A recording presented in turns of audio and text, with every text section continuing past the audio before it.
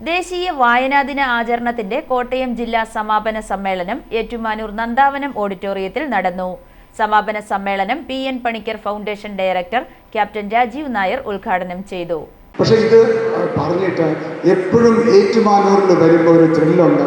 ഇവിടെ വരുമ്പോൾ എന്തെന്നില്ലാത്തൊരു ആഹ്ലാദം ഇതിലുണ്ട്.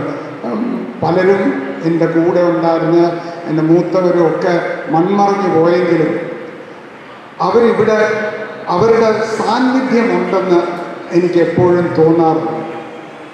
അതുകൊണ്ടാണ് ഇവിടെ വരുന്നതിൻ്റെ ഒരു പ്രത്യേകത. ഞാൻ കൂടുതൽ ദീർഘിപ്പിക്കുന്നില്ല.